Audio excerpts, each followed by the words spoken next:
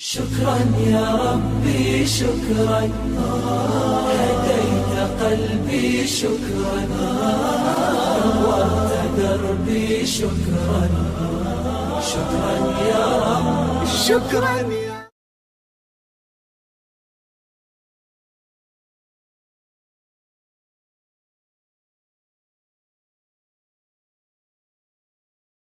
بسم الله الرحمن الرحيم اللهم علمنا ما ينفعنا وانفعنا بما علمتنا وزدنا علما اللهم يا معلم إبراهيم علمنا ويا مفهم سليمان فهمنا اللهم لا سهل إلا ما جعلته سهلا وإن شئت جعلت الصعب سهلا وما توفيقنا إلا بالله عليه توكلنا وعليه نبنا.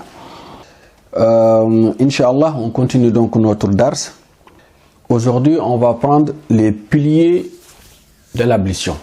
Autrement dit, les obligations de l'ablution. Pour Imam Hanafi, radiyallahu anhu, أركان الوضوء الركن هو كل فرض داخل في ماهية العبادة كغسل الوجه والوضوء والركوع أو السجود في صلاة. الركن, Imam Hanafi, qu'est-ce qu'il dit un pilier? C'est toute obligation qui rentre dans l'intérieur de la relation elle-même. C'est-à-dire, ghasl wajhi, comme laver le visage, fil wudu et dans l'ablution, laver ce visage-là, ou bien faire la prosternation, ou bien faire quand tu t'inclines dans la prière. L'ablution, donc une fois que toi tu dois laver le visage, celle-ci, comme ça rentre dans le cadre de l'adoration d'Allah subhanahu wa ta'ala, il le compte lui comme un pilier. Wa amma shart, les conditions. Qu'est-ce qu'il dit lui, condition? Lui il dit condition, huwa kullu fardin kharijin an mahiyatil ibada. C'est chaque obligation aussi qui rentre pas dans le cadre de l'adoration d'Allah subhanahu wa ta'ala. Comme quoi? Comme vers face la Kaaba quand tu dois faire la prière. Tu dois chercher la Kaaba, l'endroit où tu es en face du Kaaba pour faire cette prière-là. Donc Imam Hanafi, tout ce qui ne rentre pas dans l'adoration d'Allah subhanahu wa ta'ala, il le parle de rukn. Si il le parle de charte, ça rentre dans l'adoration d'Allah subhanahu wa ta'ala, il le parle de rukn. Et en ce moment-là, lui, il dit donc l'obligation à la naw'aini. Wal fardu à la naw'aini. Il y a deux façons d'obligation. Il appelle l'obligation al fardu al qad'i. Ça, c'est la première. Et dit al fard al qad'i. L'obligation qui est directe, qui venant d'Allah subhanahu wa ta'ala. C'est une obligation que Allah subhanahu wa ta'ala nous a obligés et que nous tous, on est égaux dans ces obligations-là. وهو الذي ثبت لزومه بدليل قطعي. Et qu'est-ce qu'on appelle dalil qat'i? Dalil qat'i, c'est le Coran al-Karim. Tout ce qui vient dans le Coran, l'obligation que Allah subhanahu wa ta'ala lui-même prononce dans le Saint-Coran, ça on appelle ça dalil qat'i. Et il y a un autre dalil qu'on appelle dalil dhanni. Dalil dhanni, c'est les obligations du prophète alayhi salatu wa salam. Les recommandations du prophète alayhi salatu wa salam. Donc, il donne l'exemple, il dit l'effet que tu dois passer les mains sur les cheveux pendant les ablutions, ça c'est un dalil qat'i, parce que Allah subhanahu wa ta'ala nous dit dans le Saint-Coran wamsahu bi ru'usikum, passez les mains mouillées sur vos cheveux. Wa hadha an-naw'u, cette façon-là, c'est-à-dire que les obligations que Allah subhanahu wa ta'ala nous a données, yakfuru munkiruhu, il dit celui qui nie l'existence de ces obligations d'Allah subhanahu wa ta'ala, il devient kafir. Dans le fiqh de l'imam al-Malik. Wal fardul amali, il y a un autre pilier qu'il nous avait dit, c'est en deux. Il dit al fardul amali, c'est dans l'obligation praticale, comme pratique. Wa huwa mislul fardul qat'i fil amali. Il ressemble à l'autre, بحيث يفوت الجواز بفواته إلا أن منكره لا يكفر. Donc, ce qu'on appelle al-fardul amali, pour lui, c'est lui qui nie cette existence-là, lui, il ne devient pas kafir. Il donne l'exemple كالمقدار المجتهد فيه في الفروض. Allah subhanahu wa ta'ala, lorsqu'il nous a dit passer la main sur les cheveux, Allah il a cité une citation générale. Mais il n'a pas dit c'est combien, c'est quelle quantité, c'est quelle part dans le cheveu qu'il faut mouiller. Et donc cette partie-là, que les savants, c'est-à-dire que les 4 savants que nous on pratique, la plupart, Imam Malik et Imam Hanafi, c'est eux avec leur effort qui ont dit il faut passer la main sur tous les cheveux ou une partie des cheveux. D'accord? Et donc, cette chose-là, leur effort, cet effort-là s'appelle al-fard pour lui, al-amali. Donc, il est différent avec fard al-qat'i. Il dit qu'al-miqdar il-mujtahadu fihi fil furudi kamashi, comme par exemple, passer la main roub ou ra'asi fil wudu'i. Parce que quand on va aller dans le fiqh l'imam Malik, tu passes la main sur tous les cheveux. Mais si c'est imam Hanafi, si un quart des cheveux, quand c'est la tête, l'eau, un quart des cheveux seulement, ça suffit comme laver, ça suffit comme si tu avais passé la main sur tous les cheveux. Voilà. L'obligation, c'est juste un quart des cheveux. Après, il va l'expliquer à l'intérieur.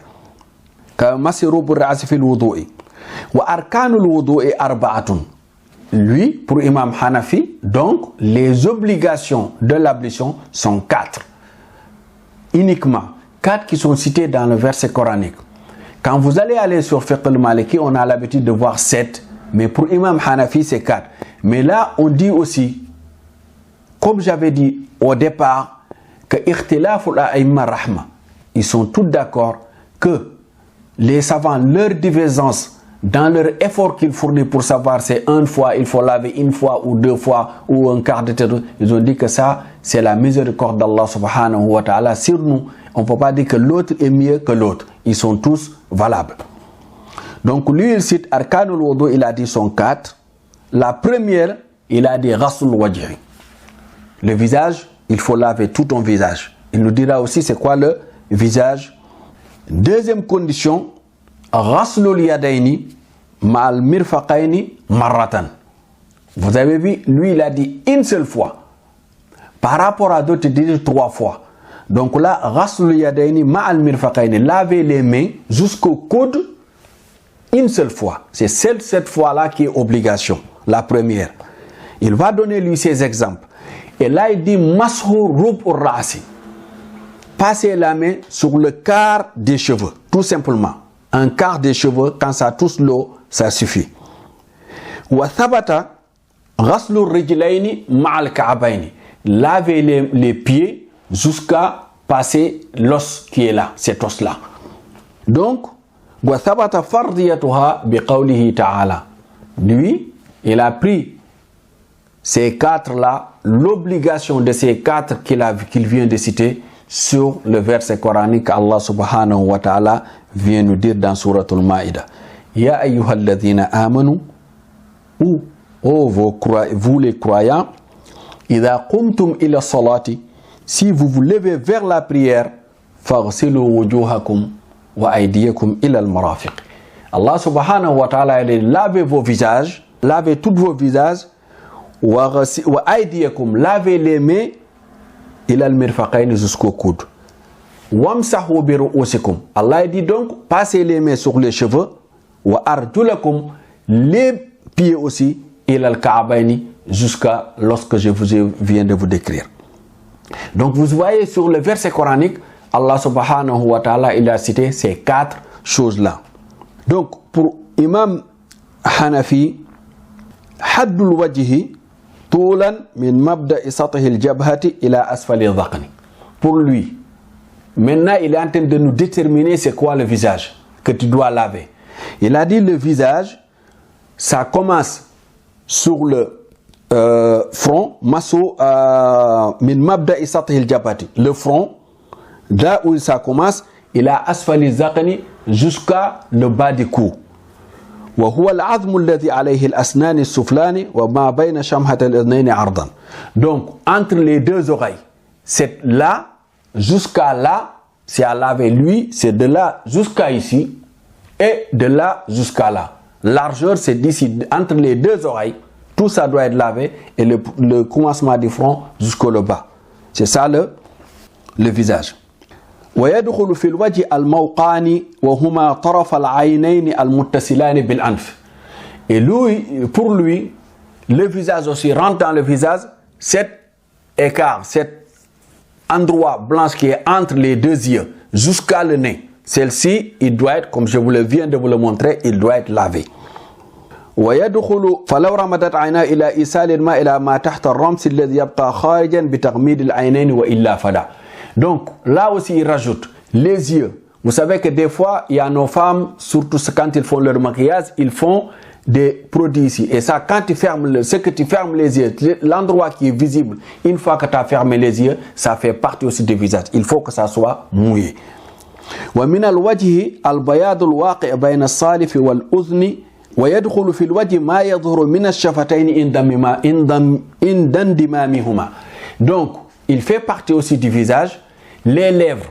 Une fois que tu as fermé tes deux lèvres comme ça, ce qui apparaît une fois que tu as fermé les deux lèvres, ça fait partie du visage, ça ne fait pas partie de la bouche quand tu dois laver, pour lui. Parce que donc, on voit que lui, laver la bouche, ça ne fait pas partie des obligations. Donc, du coup, ça, il ne compte pas sur les bouches. Les lèvres, il faut qu'ils soient mouillés parce que ça fait partie du visage. وغسل ظاهر اللحية الكثة التي لا يرى ما تحتها. Laver aussi le barbe. Quand tu as une barbe qui a beaucoup de cheveux, qu'on ne voit pas ce qui est en dessous. C'est-à-dire que la peau, tu as tellement de barbe qu'on ne voit même plus la peau. Et celle-ci aussi, tu dois le laver pour Imam Hanafi.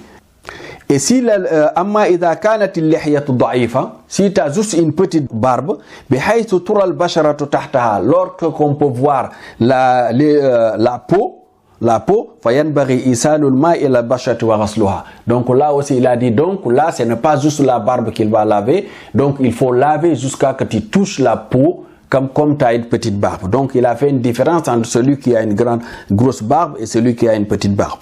Imam Abu Hanifa nous dit aussi, nous détaille, لو طال الظفر فغطى رأس الأصبع. Si tu as des ongles très longs, on voit que aussi en ce moment, il n'y en a même pas les gens qui ont des ongles tolérants, mais maintenant c'est une mode que les femmes aussi ont pu rajouter des ongles. Donc on écoute bien ce qui suit l'imam Abu Hanifa. ومنع وصول الماء إلى ما تحته. Tu as des ongles tellement longs qui empêchent l'eau arrive jusqu'à la peau, en dessous de cet ongle-là que tu as posé. Donc, l'imam Hanifa nous dit wajaba ghaslu ma tahtahu ba'da izalatil mani. Donc, tu dois enlever cet ongle qui est long ou bien que tu as posé, tu dois l'enlever et laver jusqu'à que ça soit mouillé, sinon l'ablution il n'est pas acceptée. Donc, vous voyez que là, on est en train de parler de piliers. Pour lui, c'est ces quatre choses-là. Si tu le fais bien, l'adoration il n'est pas acceptée. Et quant au coude, يدخل المرفقان في غسل اليدين ويدخل الكعبان الأضمان الناتعان على جانب القدم في وجوب غسل الرجلين. Donc Imam Abu Hanifa rahimahullah, il nous dit donc les mirfaqan, les coudes. Quand tu dois laver les coudes, la main, donc il faut savoir que tu dois laver le coude jusqu'à le dépasser un petit peu parce que ça fait partie de, tu dépasses le coude. Et donc il nous dit l'os aussi qui est sur les pieds, quand tu dois laver les pieds, tu dois dépasser un petit peu cet os là. Il faut qu'il fait partie des choses qu'on a lavées. Là il y a un terme que lui, une explication qu'il nous donne sur verset coranique, parce que vous voyez Allah subhanahu wa ta'ala il nous dit wamsahu bi ru'usikum wa arjulakum ila al-ka'bayn. Cette explication là il nous le donne aussi le détail. Parce que dans le verset coranique, il y en a qui, parmi les différentes façons qu'on doit lire le Coran, parce que vous savez, ils sont nombreux, il y a 10 lectures, 7 lectures ou bien 21, parce que les 7 élèves, les 7 professeurs, chacun d'entre eux, il a 2 élèves. Donc, on l'appelle Qira'a Saba. Donc là, il y en a qui lisent wa arjulikum. Au lieu de lire wa arjulakum, il lit wa arjulikum ila al-ka'bayn. Et quand il fait wamsahu bi ru'usikum, passez la main sur les cheveux, et tu dis wa arjulikum, ila al-ka'bayn, cela veut dire que donc passer les mains aussi juste sous les pieds sans laver les pieds. Mais lui, il lit wa arjulakum, c'est-à-dire qu'il faut laver les pieds. À partir du moment où ici sont donc les deux l'os qui se trouve sur le pied, il faut le laver jusqu'à le dépasser. Tu ne passes pas la main sur le pied, mais tu dois laver et tu dois dépasser les deux os. Wa arjulakum yadkhulu al-'atfu ar-rijlayn fi al-ayati 'ala ar-ra'si la yadullu 'ala al-iktifa'i bi masihima. Pour lui, ça n'explique pas que tu dois juste laver, tu dois juste tout simplement passer les mains sur le pied. Même si cette lecture-là, lui, il a accepté que cette lecture-là, il est valable, ça vient du prophète sallallahu alayhi wa sallam, mais il dit que même si tu lis de cette manière-là, tu dois laver les pieds, tu ne dois pas passer la main sur les pieds. Balla budda min ghasliha bi ijma'il ulama. Donc, il nous donne lui sa dalil. Le prophète sallallahu alayhi wa sallam, on va terminer avec le hadith, le dalil. Il dit wa an Umar ibn al-Khattab anna rajulan tawadda'a. Umar ibn al-Khattab radiyallahu anhu, il nous dit, Umar le deuxième calife du prophète sallallahu alayhi wa sallam, il a dit, il y a un homme, il a fait ses ablutions. Fataraka mawdi'a dhafri. Lorsqu'il a fait ses ablutions, il a oublié juste de laver un endroit, longueur d'un ongle. C'est ça qu'il a oublié. Longueur juste d'ongle.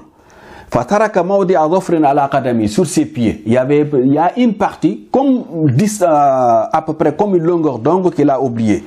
Fa absarahu an-nabiy sallallahu alayhi wa sallam. Le prophète sallallahu alayhi wa sallam lui a montré que toi, tu as oublié de laver ici. Fa qala, le prophète, il a dit, irji', retourne, fa ahsin wudu'aka, tu refais les ablutions, une bonne ablution. Fa raja'a, il a dit, l'homme il est parti, il a refait ses ablutions. Thumma salla, après il a prié. Donc vous voyez, juste la distance d'un ongle, le prophète sallallahu alayhi wa sallam, il a demandé à l'autre de reprendre ses ablutions. C'est pour cela que donc Imam Abu Hanifa, rahimahullah, il a dit donc lui, quand tu ne dois pas passer la main, tu dois laver les mains, ça c'est son dalil, même si tu dois lire wa arjulikum ila al-ka'bayn. Il dit aussi, les deux os aussi, ça fait partie de l'endroit où tu dois laver. Inch'Allah, on va arrêter ici et demain, on reprendra la sunna de wudu. Pour lui, c'est quoi les sunnas? Les sunnas sont nombreux, on ne peut pas le faire avec ce cours-là et ça va être très très long.